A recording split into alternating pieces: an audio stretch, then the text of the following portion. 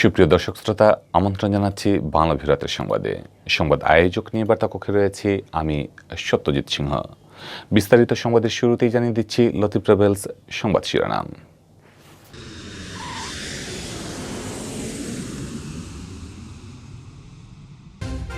School কলেজের শিক্ষার্থীদের শিগগিরই দেওয়া হবে ফাইজার ও মডার্না টিকা। ৬০ লাখ ফাইজারের টিকা দিয়ে শুরু হবে শিক্ষার্থীদের টিকা কার্যক্রম, জানালেন স্বাস্থ্যমন্ত্রী। পুলিশ ফাঁড়িতে রায়হান হত্যার ১ বছর পূর্ণ হচ্ছে রোববার। জড়িত কাউকে মুক্ত বাতাসে দেখতে চান না রায়হানের মা ও স্ত্রী। বেসরকারি খাতে ভোক্তা পর্যায়ে আবারও বাড়ল এলপিজির দাম। ১২ কেজিতে দাম বেড়েছে ২২৬ টাকা। মাদক মামলায় স্থায়ী জামিন পেলেন চিত্রনায়িকা পরিমণি। সিলেটে বৃহস্পতিবার পর্যন্ত কর্মবিরতি স্থগিত করল পরিবহন শ্রমিকরা। প্রশাসন ও পরিবহন শ্রমিক নেতাদের নিয়ে বৈঠক করে সমস্যা সমাধানের আশ্বাস সাংসদ হাবিবের। ওসমানী বিমানবন্দরে বসছে আরটিপিসিআর ল্যাব। প্রবাসীর সংখ্যা বিবেচনায় আগে বসবে চট্টগ্রামের শাহ আমানতে। ১২ অক্টোবর থেকে শাহজালাল বিজ্ঞান ও প্রযুক্তি বিশ্ববিদ্যালয়ে শুরু হবে শিক্ষার্থীদের করোনার টিকাদান কার্যক্রম। সাথে আনতে হবে টিকার রেজিস্ট্রেশন কপি ও বিশ্ববিদ্যালয়ের আইডি কার্ড। করোনায় সারা দেশে আরও ১৪ জনের প্রাণহানি, আক্রান্ত শনাক্ত ৪৮১। টানা ৩ দিন পর সিলেট বিভাগে আবারও করোনায় প্রাণহানি, কমেছে আক্রান্ত শনাক্তের সংখ্যা। ভাষা সৈনিক ও মুক্তিযুদ্ধের সংগঠক পীর হবিবুর রহমান ছিলেন নির্লোভ দেশপ্রেমিক রাজনীতিবিদ। রাজনীতিতে মানুষের আস্থা ফেরাতে তার আদর্শ ছড়িয়ে দেওয়ার তাগিদ। এতক্ষণ দেখছিলেন লতিফ ট্রাভেলসের সংবাদ শিরোনাম। এবারে বিস্তারিত। স্কুল কলেজের শিক্ষার্থীদের শিগগিরই ফাইজার ও মডার্না টিকা দেওয়ার হবে বলে জানিয়েছেন স্বাস্থ্যমন্ত্রী জাহিদ মালেক। রোববার মহাখালীর Bangladesh college of physician and surgeons কোভিড-১৯ ভ্যাকসিন ও সমসাময়িক বিষয়ে এক সংবাদ সম্মেলনে এসব কথা বলেন মন্ত্রী। স্বাস্থ্যমন্ত্রী বলেন, ৪ দিন আগে জেনেভা সফর করেছি। শিক্ষার্থীদের টিকা দেওয়ার বিষয়ে বিশ্ব স্বাস্থ্য সংস্থার প্রধানের সঙ্গে কথা বলেছি। তারা সংক্রমণ রোধে ১২ থেকে ১৭ বছর বয়সী স্কুল কলেজের শিক্ষার্থীদের ফাইজার ও মডার্না টিকা দেওয়ার বিষয়ে অনুমোদন দিয়েছে।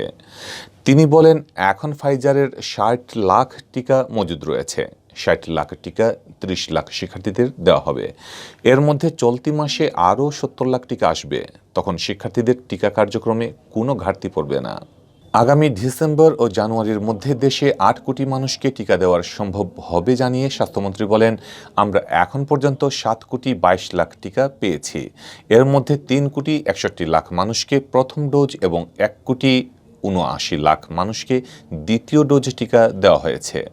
এখন হাতে ১ কোটি ৮১ লাখ ডোজ টিকা রয়েছে। সুরক্ষা অ্যাপে নিবন্ধন আছে আরও ৫ কোটি ২০ লাখ মানুষের। চলতি বছর আরও প্রায় ৩.৫ কোটি টিকা আসবে জানিয়ে স্বাস্থ্যমন্ত্রী জাহিদ মালেক বলেন, আগামী মার্চের মধ্যে ১২ কোটি মানুষকে টিকার আওতায় নিয়ে আসতে পারব। এ জনসংখ্যা দেশের ৭০%। এখন করোনা নিয়ন্ত্রণে এলেও সবাইকে স্বাস্থ্যবিধি মেনে চলতে হবে।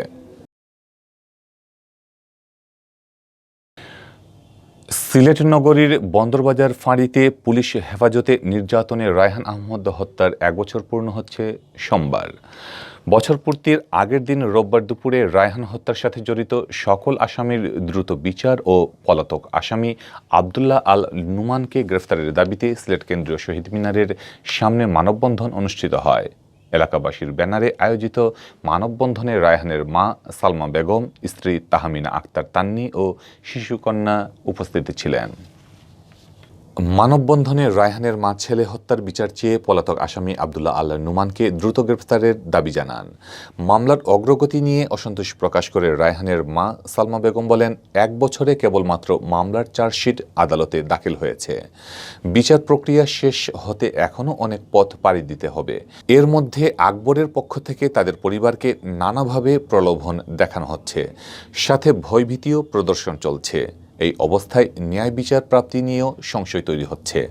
রায়হান হত্যার সাথে জড়িত কেউ যাতে মুক্ত বাতাসে না থাকে সেই দাবি জানিয়ে তিনি সকল আসামির ফাঁসির দাবি জানান। আর যে নুমান পলাতক রয়েছেন তান্ডে যেই দেশেও থাকুক না কেন তান্ডে গ্রেপ্তার করা হোক, তান্ডে আইনের আওতায় আনা হোক। তাই যে সিসিটিভির ফুটেজ নিয়ে গেছেন, এই সিসিটিভির ফুটেজটা যাতে উদ্ধার করা হয় এবং থানডে গ্রেফতার করে আইনের আওতায় নিয়ে তারা 6 জনকে ফাঁসি দেওয়া হয়। রায়হানের স্ত্রী তাহমিনা আক্তার তান্নি স্বামী হত্যার বিচার চেয়ে দ্রুত পলাতক আসামি নুমানকে গ্রেফতারের দাবি জানান। নুমান বাহিরে থাকায় তার পরিবার নিরাপত্তাহীনতায় ভুগছেন বলেও দাবি করেন তান্নি।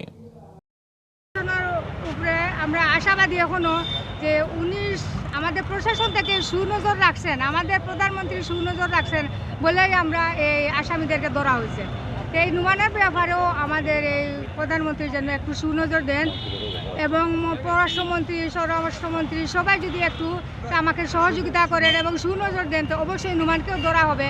2020 সালের 10 অক্টোবর রাতে নগরীর কাষ্ঠঘর থেকে আটক করে নগরীর আখালিয়ার রায়হান আহমদ নামের এক যুবককে বন্দরবাজার ফাঁড়িতে নিয়ে যায় পুলিশ। সেখানে রাতভর নির্যাতন শেষে ভোরে সিলেট এমএজ ওসমানী মেডিকেল কলেজ হাসপাতালে নিয়ে হলে সেখানে তার মৃত্যু হয়।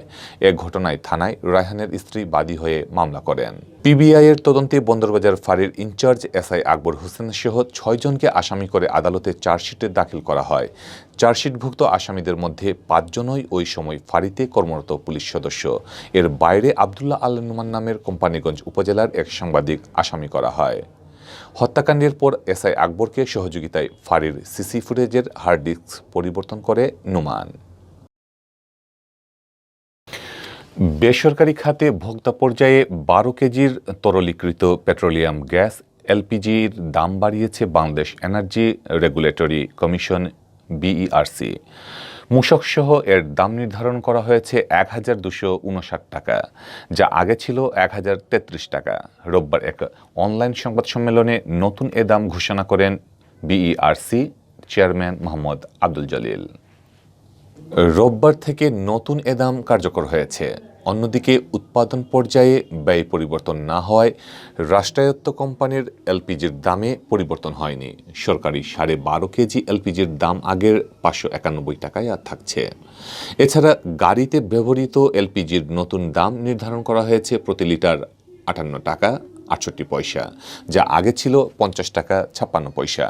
এর আগে গত 12 এপ্রিল দেশে প্রথমবারের মতো এলপিজির দাম নির্ধারণ করে বিইআরসি। এরপর প্রতি মাসে একবার দাম সমন্বয় করা হচ্ছে।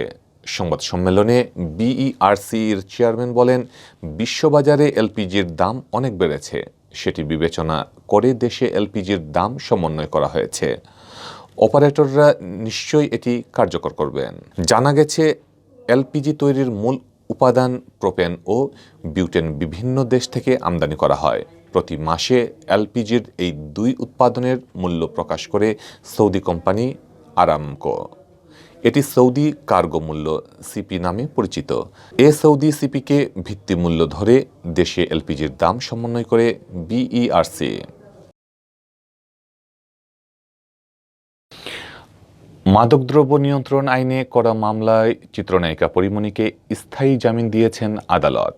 রোববার ঢাকার মেট্রোপলিটন ম্যাজিস্ট্রেট সত্যব্রত শিকদারের আদালত জামিনের এ আদেশ দেন। পরিমণির আইনজীবী নীলাঞ্জনা রিফাত সৌরভী বলেন, মাদক মামলায় পরিমণির জামিনের স্থায়ী পিটিশন চেয়ে শুনানি হয়। এ সময় রাষ্ট্রপক্ষ বিরোধিতা করে। উভয় পক্ষের শুনানি শেষে বিচারক জামিন মঞ্জুর করেন। এর আগে রোববার দুপুর 1:38 ঢাকার চিফ মেট্রোপলিটন ম্যাজিস্ট্রেট আদালতে তিনি হাজির হন। এরপর ঢাকার মেট্রোপলিটন ম্যাজিস্ট্রেট সত্যব্রত শিকদারের আদালতে হাজিরা দেন। এর আগে গত 31 আগস্টে ঢাকা মহানগর দায়রা জজ আদালতের পরিমণিকে তদন্ত প্রতিবেদন দাখিল পর্যন্ত জামিন মঞ্জুর করেছিলেন। সেই পরিপ্রেক্ষিতে রোববার পুনরায় তার জামিনের আবেদন করা হবে। গত 4 অক্টোবর মামলার তদন্ত কর্মকর্তা সিআইডির পরিদর্শক কাজী মুস্তাফা কামাল পরিমণিসহ 3 জনের বিরুদ্ধে অভিযোগপত্র দাখিল করেন। অভিযুক্ত অপর 2 আসামি হলেন আশরাফুল ইসলাম দীপু ও কবির হোসেন। এর আগে গত 31 আগস্টে ঢাকা মহানগর দায়রা জজ আদালতের বিচারক KM ইমরুল কায়েস শুনানি শেষে পরিমণির জামিন মঞ্জুর করেন। গত 22 আগস্টে KM ইমরুল কায়েসের আদালতেই পরিমণির জামিন আবেদন করেছিলেন তার আইনজীবী মুজিবুর রহমান। তখন আদালত শুনানির জন্য 13 সেপ্টেম্বর দিন ধার্য করেছিলেন। এতদিন পর শুনানির দিন ধার্য করায় পরিমণির আইনজীবীরা হাইকোর্টে যান। তারা দ্রুত জামিনের আবেদন করেন। হাইকোর্টের নির্দেশে ঢাকা মহানগর দায়রা জজ কে এম ইমরুল কায়েস জামিন শুনানির দিন এগিয়ে এনে 13 সেপ্টেম্বরের বদলে 31 আগস্ট ধার্য করেন। গত 4 আগস্ট রাতে প্রায় 4 ঘন্টার অভিযান শেষে বনানীর বাসা থেকে পরিমণি ও তার সহযোগী দীপুকে আটক করে র্যাব। এ সময় পরিমণির বাসায় বিভিন্ন ধরনের মাদক পাওয়া গেছে বলে জানায় র্যাব। পরদিন 5 আগস্ট র্যাব 1 বাদী হয়ে মাদকদ্রব্য নিয়ন্ত্রণ আইনে পরিমণি ও তার সহযোগীর বিরুদ্ধে বনানী থানায় মামলা করে। এরপর 3 দফায় মোটে 7 দিনের রিমান্ডে নেওয়া হয় পরিমণিকে। প্রথম দফায় 5 আগস্ট 4 দিন, দ্বিতীয় দফায় 10 আগস্ট 2 দিন এবং তৃতীয় দফায় 19 আগস্ট 1 দিনের রিমান্ড মঞ্জুর হয় তার। বর্তমানে তিনি জামিনে রয়েছেন। সিলেটের 3 আসনের সংসদ সদস্য হাবিবুর রহমান হাবিবের আশ্বাসে ও শারদীয় দুর্গাপূজার কারণে সিলেটে পরিবহন শ্রমিক ইউনিয়ন আহত কর্মবিরতি 14 অক্টোবর বৃহস্পতিবার পর্যন্ত স্থগিত করা হয়েছে। রোববার বিকেলে সিলেটের জেলা বাস, মিনিবাস, কোচ, মাইক্রোবাস শ্রমিক ইউনিয়নের এক জরুরি সভায় এই সিদ্ধান্ত নেওয়া হয়। সভা চলাকালে সিলেটের 3 আসনের এমপি হাবিবুর রহমান হাবিব টেলিফোনে পরিবহন শ্রমিক ইউনিয়নের ন্যায্য দাবি দেওয়া বাস্তবায়নে বৃহস্পতিবার সিলেটের জেলা প্রশাসক সহ প্রশাসনের ঊর্ধ্বতন দায়িত্বশীলদের সাথে বৈঠকে বসে নিষ্পত্তি করার আশ্বাস প্রদান করেন। সংসদ সদস্য হাবিবুর রহমানের আশ্বাসে সোমবার থেকে ঘোষিত পরিবহন শ্রমিকদের কর্মবিরতি বৃহস্পতিবার পর্যন্ত স্থগিত করেন পরিবহন শ্রমিক নেতারা।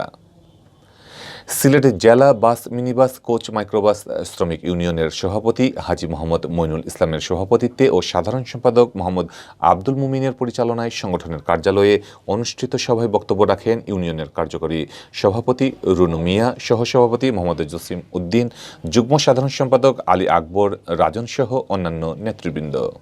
টোল আদায়ের মেয়াদ পেরিয়ে যাওয়া, সেতু থেকে টোল আদায় ও ট্রাফিক পুলিশ কর্মকর্তাদের হয়রানি বন্ধসহ বিভিন্ন দাবিতে মঙ্গলবার থেকে অনির্দিষ্টকালের কর্মবিরতির ডাক দিয়েছিল পরিবহন শ্রমিকরা। প্রবাসী কল্যাণ ও বৈদেশিক কর্মসংস্থান মন্ত্রী ইমরান আহমেদ বলেছেন, খুব দ্রুতই সিলেটে ওসমানী আন্তর্জাতিক বিমানবন্দর ও চট্টগ্রাম শাহ আমানত আন্তর্জাতিক বিমানবন্দরে বসছে করোনা পরীক্ষার আরটিপিসিআর ল্যাব। তবে মধ্যপ্রাচ্যের যাত্রীর সংখ্যা বিবেচনা করে চট্টগ্রামে আগে স্থাপন হতে পারে আরটিপিসিআর। শনিবার দুপুরে সিলেটে জেলা আওয়ামী লীগের বর্ধিত সভা শেষে সাংবাদিকদের একথা জানান মন্ত্রী। শনিবার 3 দিনের সফরে সিলেটে যান প্রবাসী কল্যাণ ও বৈদেশিক কর্মসংস্থান মন্ত্রী ইমরান আহমেদ। সকালে যোগ দেন সিলেটের জেলা আওয়ামী লীগের বর্ধিত সভায়। সভা শেষে সাংবাদিকদের প্রশ্নের উত্তরে মন্ত্রী বলেন, 2 বিমানবন্দরে আরটিপিসিআর ল্যাব স্থাপনের জন্য ইতোমধ্যে চিঠি দেওয়া হয়েছে। খুব দ্রুত স্থাপনের কার্যক্রম শুরু হবে। তবে যাত্রীর সংখ্যা বিবেচনা করে চট্টগ্রাম বিমানবন্দরে আগে বসবে আরটিপিসিআর।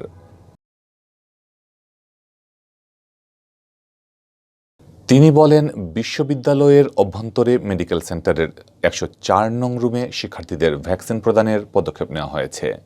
আগামী 12 অক্টোবর সকাল 10টা থেকে মাস্টার্স ও চতুর্থ বর্ষের ছাত্রছাত্রীরা আগে আসলে আগে পাবেন ভিত্তিতে প্রথম 200 জন ভ্যাকসিন নিতে পারবে। ভ্যাকসিন নিতে আসা উল্লেখিত সেমিস্টার সমূহের ছাত্রছাত্রীদের অবশ্যই ভ্যাকসিন রেজিস্ট্রেশনের মূল কপি ও ফটোকপি এবং বিশ্ববিদ্যালয়ের আইডি কার্ড সঙ্গে নিয়ে আসতে হবে।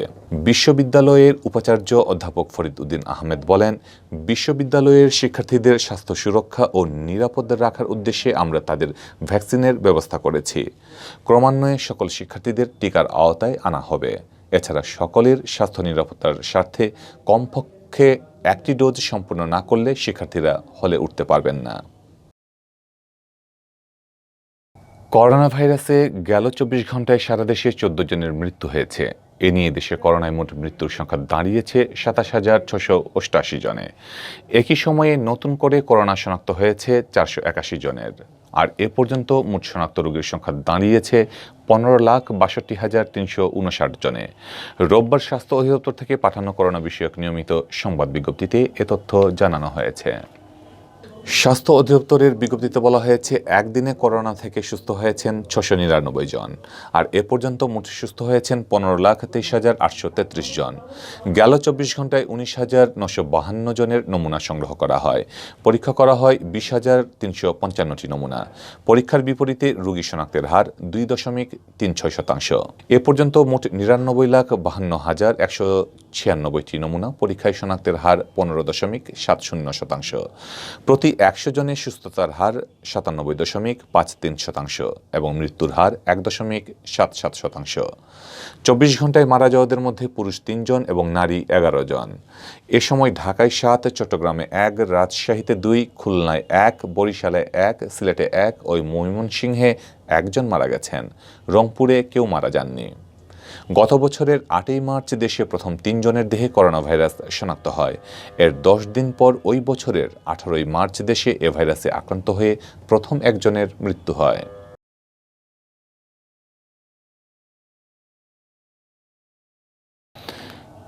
সিলেট বিভাগে টানা 3 দিন করোনায় মৃত্যুবরণ করেননি কেউ, তবে গেল 24 ঘন্টায় 1 জন মারা গেছেন। গেল 7, 8 ও 9 অক্টোবর মৃত্যুহীন দিন পার করেছিল সিলেট বিভাগ। গেল 24 ঘন্টায় যিনি মারা গেছেন তিনি সিলেট বিভাগের সুনামগঞ্জের বাসিন্দা।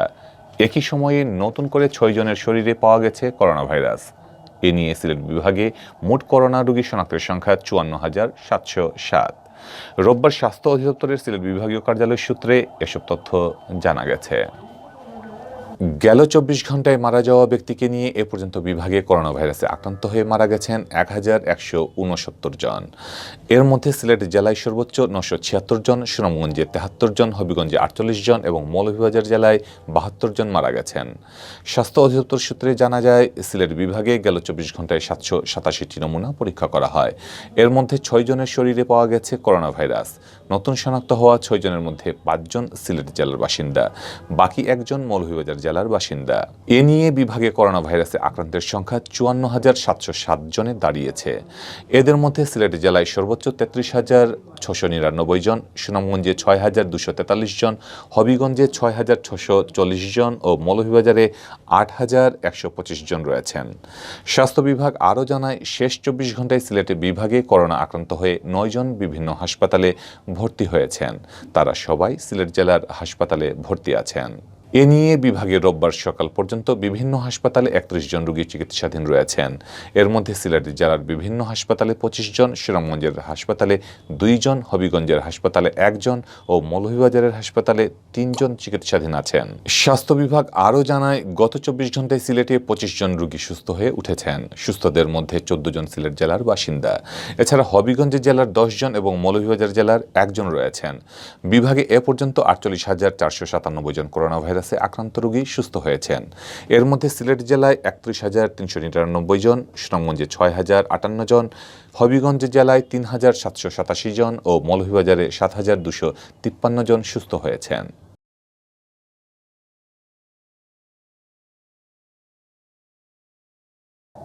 ভাষা সৈনিক মহান মুক্তিযুদ্ধের অন্যতম সংগঠক সাবেক সংসদ সদস্য পীর হবিবুর রহমানের 94তম জন্মবার্ষিকী পালিত হয়েছে। শনিবার রাতে নগরীর পূর্ব জিন্দাবাজারস্থ একটি হোটেলের হলরুমে পীর হবিবুর রহমানের শুভাকাঙ্ক্ষীদের উদ্যোগে এ জন্মদিন পালিত হয়। আলোচনা সভায় বক্তারা বলেন, পীর হবিবুর রহমান সারা জীবন ব্যক্তিগত লোভ লালসার ঊর্ধ্বে থেকে গণমানুষের রাজনীতি করে গেছেন। দেশপ্রেমিক প্রজন্ম গড়তে পীর হবিবের রাজনৈতিক আদর্শ নতুন প্রজন্মের কাছে ছড়িয়ে দিতে হবে।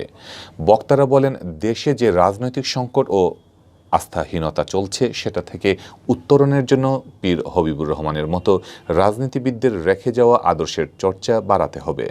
বক্তারা পীর হবিবুর রহমানের স্মৃতি পাঠাগারটি দ্রুত পুনরায় চালু করতে সিটি কর্পোরেশনের মেয়র আরিফুল হক চৌধুরীর প্রতি জোর দাবি জানান। সিলেট জেলা প্রেস ক্লাবের সভাপতি আল আজাদের সভাপতিত্বে ও বাংলাদেশ প্রতিদিনের নিজস্ব প্রতিবেদক শাহদিদার আলম নোবেলের পরিচালনায় পীর হবিবুর রহমানের বর্ণাঢ্য জীবন নিয়ে আলোচনায় অংশ নেন সিলেটের 3 আসনের সংসদ সদস্য হাবিবুর রহমান হাবিব, সিলেট জেলা আওয়ামী লীগের ভারপ্রাপ্ত সভাপতি সাবেক সাংসদ শফিকুর রহমান চৌধুরী, গণতন্ত্রী পার্টির কেন্দ্রীয় সভাপতি ব্যারিস্টার আরশ আলী, সাম্যবাদী দলের দলের কেন্দ্রীয় নেতা ও সিলেট জেলা সভাপতি ধীরেন সিংহ, সিলেট মহানগর আওয়ামী লীগের যুগ্ম সাধারণ সম্পাদক ও city councillor Azadur Rahman Azad, Sylhet metropolitan chamber of commerce and ইন্ডাস্ট্রির সিনিয়র সহসভাপতি আব্দুল জব্বার জলিল, সিলেট সিটি কর্পোরেশনের কাউন্সিলর রেজওয়ান আহমদ, বাসদ সিলেটের সমন্বয়ক আবু জাফর, সাংস্কৃতিক ব্যক্তিত্ব অ্যাডভোকেট সৈয়দ মনির হেলাল, দৈনিক সিলেটের ডাকের ব্যবস্থাপনা সম্পাদক